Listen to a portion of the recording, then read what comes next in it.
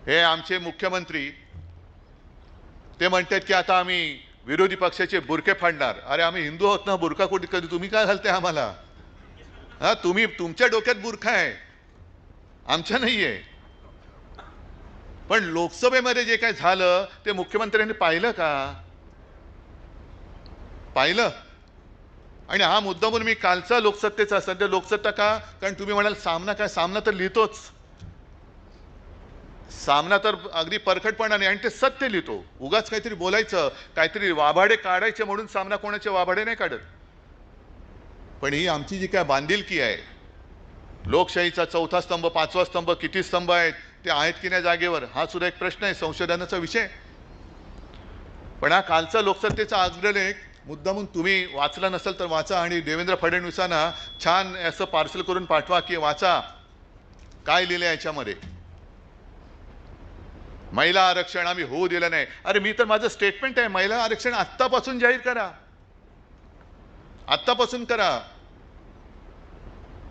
पण त्यावेळेला म्हणजे 2000 मला वाटतं 10 साली अरुण जेटली हे जे बोलले होते, याच मला वाटतं याच विषयावरती रवीश कुमारांनी एक व्हिडिओ केलेला आहे त्यांचं, ते मुद्दामून बघा तुम्ही।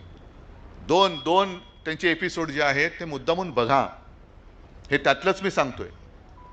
एक आहे तो या महिला बिलाच्या आडून हे कसं या देशाचे तुकडे करणार होते, देशाची वाट कशी लावणार होते, आणि त्याचं कुभांड कसं विरोधी पक्षांनी फोडलं, आणि त्याच्यात पराभव कसा त्यांचा केला आणि लोकशाही कशी वाचवली, त्याच्याबद्दल हा रवीश कुमारांचा एक एपिसोड आहे, आणि तेच या लोकसत्तेमध्ये लिहिलेलं आहे, सामनामध्ये लिहिलेलं आहे।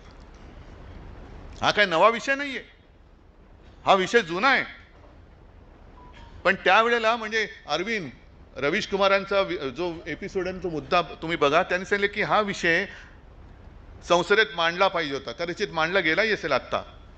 पण त्यांनी काय सांगितलेलं की स्टँडिंग कमिटी ने कई कारणों से इस फ्रीज को फ्रीज म्हणजे आपला फ्रीज नाही, म्हणजे त्याला थांबवले, फ्रीज को 2026 तक के लिए जरूरी समझा है, जिसके प्रस्ताव को सरकार ने भी स्वीकार किया है। बरोबर आहे। आता पहिला कारण था नॅशनल पॉप्युलेशन पॉलिसी, म्हणजे लोकसंख्येची जी काय धोरण आहे ते।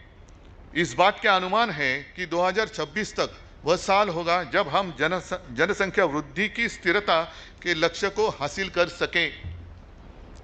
2026 पर्यंत जनसंख्या वृद्धि दराबद्दल काही नियंत्रण वगैरे काही बिल आणलंय, केलंय, आणि ते कशासाठी जरूर आहे, इसलिए 2026 तक फ्रीज किया गया है।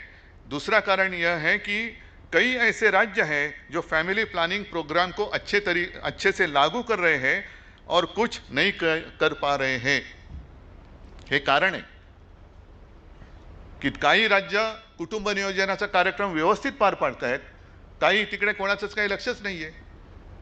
आणि अगर यह फ्रीज नहीं लगाई जाती तो संसद में उन राज्यों का प्रतिनिधित्व कम हो जाता जिन्होंने फैमिली प्लानिंग प्रोग्राम पर काम किया है।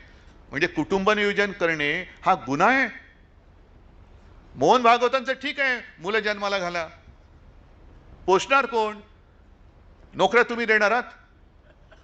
कारखाने बंद पडतायत, मिल बंद पडल्या, सगळे देशोधडीला लागलेत, नुसता बेकारांचा कारखाना करायचा तुम्हाला देश म्हणजे।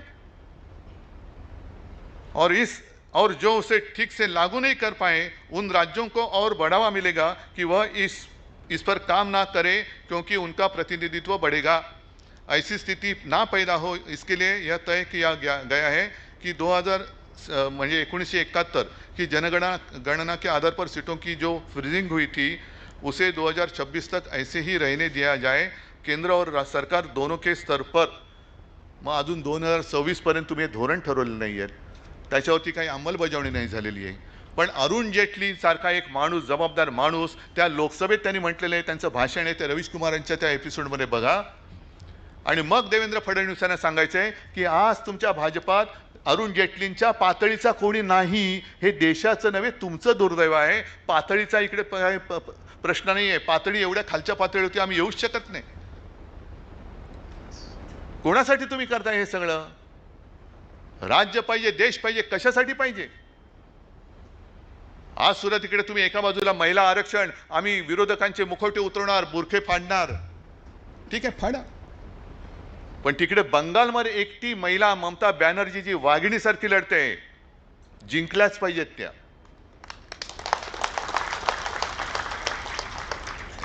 त्या एका महिलेला हरवण्यासाठी तो सुद्धा रवीश कुमारांचा तुम्ही व्हिडिओ बघा, जवळपास 2 लाखाच्या वरती सीआरपीएफचे जवान तिकडे उतरवलेत. म्हणजे मणिपूर जळत होतं तेव्हा 30,000 होते आणि बंगालमध्ये निवडणुका आहेत तिकडे 2 लाखाच्या वरती. म्हणजे काही तर म्हणतात साहेब ये तो कुछ नहीं 5 लाख तक जवान उतारे. मतदान करणार कसं, कोण करणार? जर फौजा बघितल्या नाक्यावर, कोण तुमची हिंमत आहे मतदानाला उतरायची? आणि उद्या यांनी जर का ठप्पे मारले आणि ममता बॅनर्जी हरल्या तर जितमया म्हणून पुन्हा तंगडी वरती करून नाचणार आहे. ही लोकशाही आहे.